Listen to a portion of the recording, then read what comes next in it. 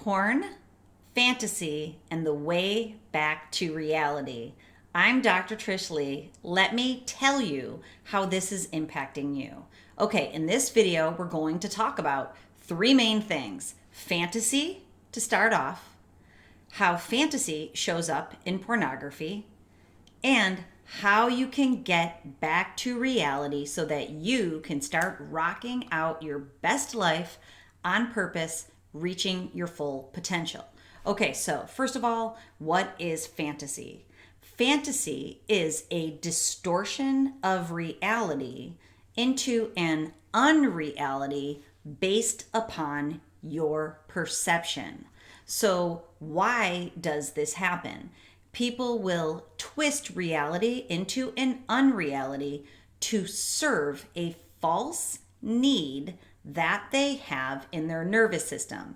So, as you can see, I'm carefully choosing my words here and trying to explain this big concept, but we're going to break it down, I promise you. So, when you have a false need, you create a false association, which then you go out and try to obtain pleasure from this false association so that you can get your false need met. Now, unfortunately, when it comes to pornography, a large percentage of the population is buying into this unreality, and you can see from the comments that people don't understand that this is an unreality because so many people's perceptions have collided that they think it is reality. But I'm going to break that down for you right now. So let's talk about pornography and how fantasy shows up. So the way that it shows up is the distortion is that sexuality is supposed to be the way that we see it in pornographic scenes. So the reality is that's not at all how healthy sexuality should be. Healthy sexuality should be fun, it should be engaging, it should be pleasurable, and it should also bring joy to mutually consenting human beings, two of them, together in an interactional, engaging activity that they are actually doing with each other. So the distortion is that when you're watching a performance on the screen and pleasuring oneself, that is the reality. But our brains are not hardwired in that fashion. Our brains are first and foremost hardwired for procreation.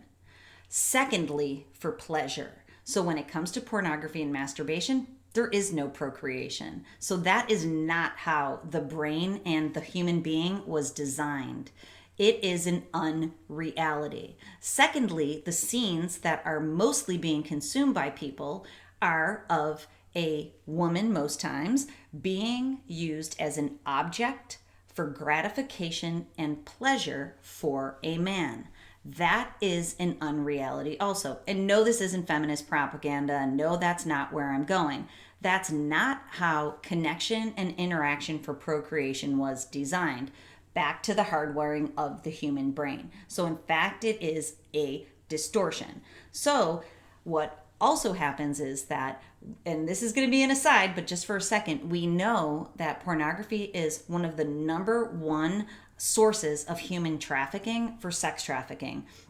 So when you consume scenes, most of the people you are watching are not mindfully consenting to the acts that they are engaging in. And undoubtedly, they are not deriving any pleasure from it. It is just a scene, and an unhealthy one at that. So the distortion is that you watching it for your own pleasure is the way that it's supposed to be, that it's the reality. But it is not. It's fantasy. It is an unreality because of your own perception. So what do we need to do to get our brains back to the way that they are hardwired?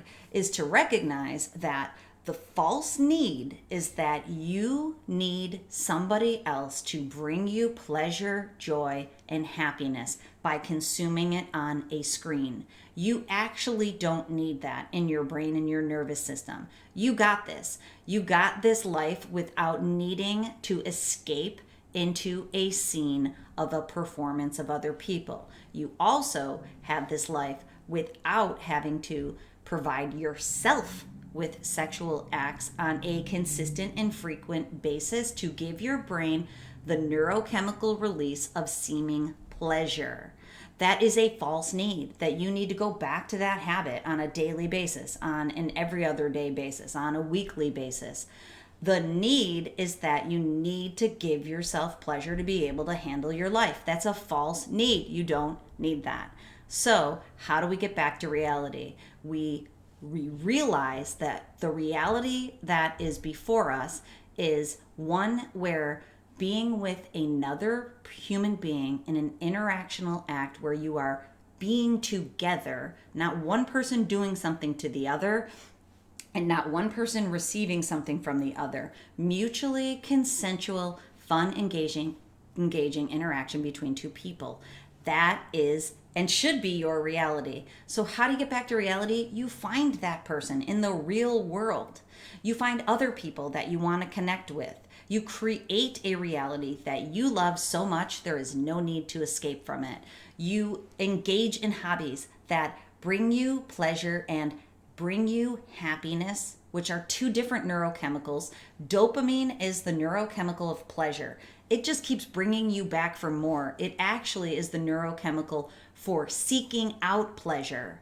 Serotonin is the neurochemical for happiness. So when you're engaged in your life and you're connected, you get more serotonin in your system, which brings you back to your hobbies, your work, your people, your families, your life, the present. So the false need and the fantasy is an unreality that takes you away from engaging in the present. I want you to find joy and happiness in the present in your real life. That is how you do it. Find work you love, find a person that you love, that you want to have experiences with so that you can have healthy sexuality and have fun doing it.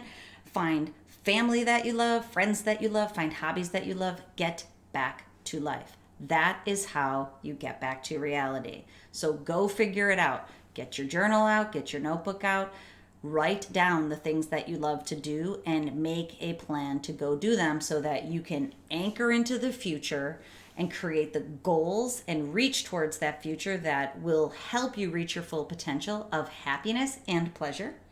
And you can put that habit behind that is just pleasure seeking. Okay, if you want help on that journey, jump on over to my website at drtrishleigh.com because I'm here for you. I know you can do it, and I can support you with the proper neuroscientific tools and strategies. And as always, remember, control your brain or it'll control